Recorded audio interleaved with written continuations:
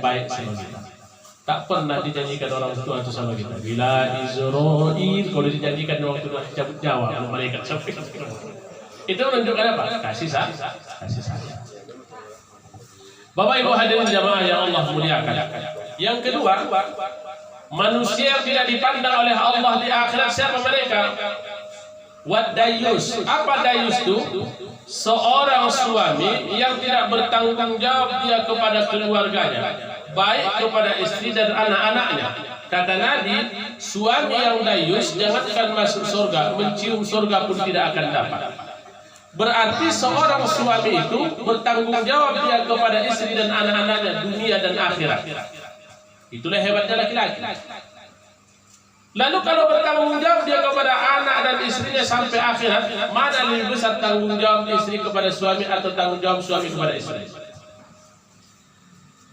Lebih besarlah tanggung jawab suami kepada istri dan anak-anak.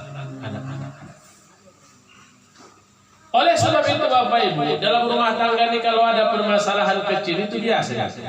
Kalau ada perkelahian kecil itu biasa. Kalau ada Bapak Ibu laga-laga mulut sedikit, laga-laga bicara itu biasa. Kenapa? Itu menumbuhkan kedewasaan dalam rumah tangga. Jangan sekali-kali mengadu. Jadi kan sekali-kali Bapak Ibu sikit-sikit minta pulang. Begitu ada berantem sedikit kata istri, pulangkan aku pada orang tuaku atau ayahku. Dulu segenggam emas kau pinang aku. Balik. Kalau 1 minggu masih bisa dipertahankan. Kalau 1 bulan, istri di sana gelisah, suami di sini gelisah. Hujan di waktu malam. Ya bahkan musim hujan sekarang. Suami pun bisa merokok di depan pintu. Angkat kaki sebelah, apa katanya? Sekian lama aku menunggu untuk kehadiranmu. Bukankah engkau telah berjanji untuk hadir di sini? Datanglah. Suami gelisah, istri pun gelisah. Kenapa? Hubbus syahwat minan nisa. Laki-laki dan perempuan dihiasi dengan rasa cinta dan kasih sayang. Makanya kalau ada suami pulang kerja, sampai di rumah merepet aja istri, apa yang salah? Boleh jadi fiktifnya kurang banyak. Ya Pak ya. Sekarang ini Bapak Ibu, ekonomi kan menjadi alasan orang sekarang untuk bercerai. Padahal itu tidak nomor 1. Ekonomi bagaimanapun goyangnya, kalau suami istri itu dihiasi oleh sakinah, mawaddah, warahmah, takkan berpisah. Tapi kalau tidak ada ekonomi, juga tak bisa. Saya lihat istri saya sendiri. Asal dia mau pergi ke kedai, bang duit, ambil di dompet. Pergi ke kedai senyum, pulang dari kedai merepet-repet, entah apa masalah. Berarti sama perasaannya. Kau tadi pergi senyum, pulang marah-marah, apa masalah? Semua naik bang, semua naik. Biarkan naik bang. Kalau sudah muak naik turun, tak turun sampai sekarang Pak. Terkadang bukan istri itu yang marah, aku sakit kepala, mau juga marah. Aku katakan sama istri, apa sebenarnya yang kau beli tiket? Sayur itu yang kau beli atau duit itu yang kau robos pulang? Cepat kali habis. Memang itulah situasi dan kondisi. Makanya apa kata Nabi? Asrun tamanna asro. Ada 10 amalan yang dapat menolak 10 macam bencana. Pertama, siapa orang yang rajin membaca surah Al-Fatihah, maka Allah akan mengangkat bala dari permukaan bumi ini. Makanya setiap kita mau membaca Quran, setiap kita mau yasinan malam Jumat, hari Jumat, jangan lupa silsilah dulu baca sekali. Ila hadratin Nabiil Mustafa Rasulillah sallallahu alaihi wasallam Al-Fatihah. Summa ila arwahi abaina wa ummahatina wa ila arwahi abaina wa ummahatina Al-Fatihah. Summa khususan ala hadhihi niyah Al-Fatihah.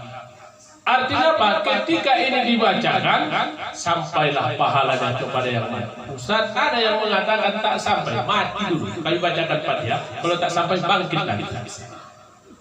Jadi yang begini-begini ini jangan dipersoalkan. Yang kedua, siapa orang yang rajin membaca surah An-Nas kata Nabi, maka Allah akan menghilangkan sifat was-was dan ragu pada dirinya.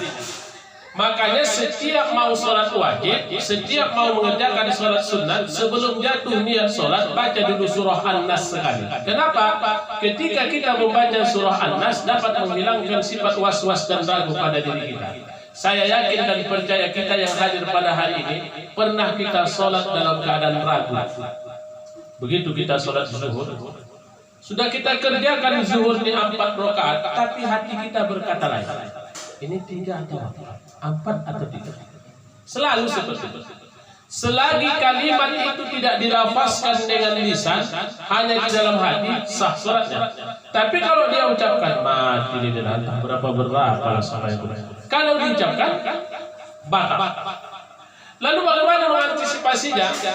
Kalau dia terlupa 2 rakaat atau 3 rakaat, tambahi saja 1 rakaat lagi di tahiyat yang terakhir, fil alamin innaka hamidum majid. Jangan salah, tambahi dengan sujud sahwi. Pertanyaan, berapa kali sujud sahwi? 2 atau 1 atau 2? Berapa? Ada yang 2, ada 1. Nah, ini terserah ibu aja namanya. 2, 1 tak ada masalah sama saya. 2 atau 1? 1. Berarti berbeda pendapat di Rasul. Sujud sahwi itu 2 kali sujud. Fil alamina innaka hamidum majid. Sujud. Baru baca doa. Allahumma barik lana fima razaqtana wa qina azab. Ayo Pak, silakan makannya belum makan. Allahumma subhana man la yanamu wa la yashur. Baca 3 kali bangkit dari sujud, jangan baca rabbighfirli, diam aja. Sudah itu sujud lagi. Subhana man la yanamu wa la yashur, subhana man la yanamu wa la yashur. Bangkit dari sujud langsung salam, sah salatnya. Inilah mengantisipasi yang namanya was-was dan ragu pada diri kita. Makanya Bapak Ibu hadirin jamaah yang Allah muliakan, ada fadilah-fadilah kelebihan kita beribadah. Yang paling besar fadilah kelebihan beribadah itu di mana? Di 2 tanah haram.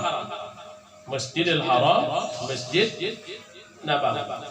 Kata orang, di Masjidil Haram itu tegurannya langsung. Betul atau tidak, bagi Bapak Ibu yang sudah pernah berangkat haji umroh dapat merasakan.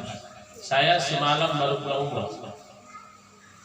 Saya Pak jemaah ada 180 orang. Karena Bapak Ibu kita anggap karena dah biasa berangkat, kadang-kadang timbul rasa takjub dan sombong. Allah tak mau demikian.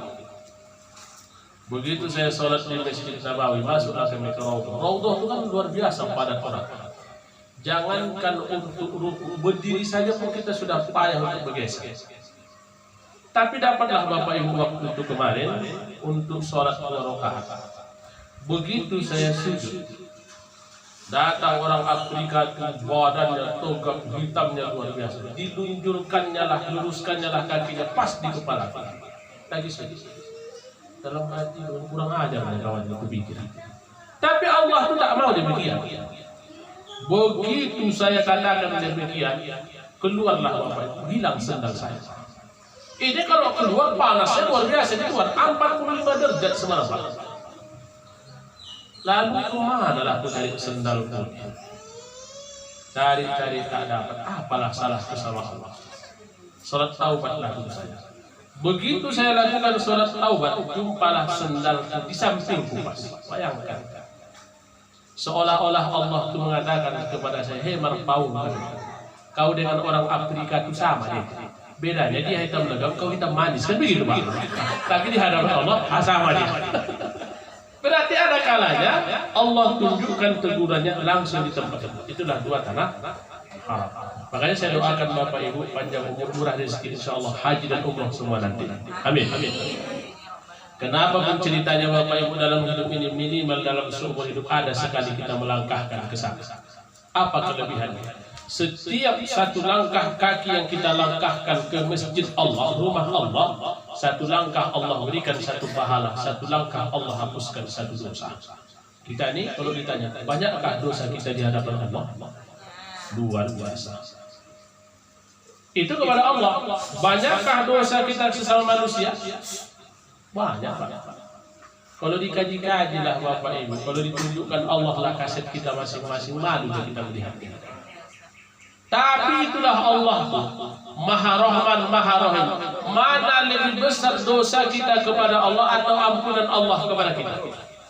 Maka lebih besarlah ampunan Allah kepada kita daripada dosa kita kepada Allah. Makanya itulah gunanya beristighfar. Astaghfirullah Rabbal baraya, astaghfirullah minal khataya. Istighfar itu dapat menghapuskan dosa-dosa kita di hadapan Allah Subhanahu wa taala. Bapak Ibu hadirin jamaah yang Allah muliakan. Jadi yang kedua, manusia tidak dipandang oleh Allah di akhirat siapa? Suami yang tak bertanggung jawab kepada istrinya. Makanya ada istilah fikih namanya hak hadonah. Apa hak hadonah itu?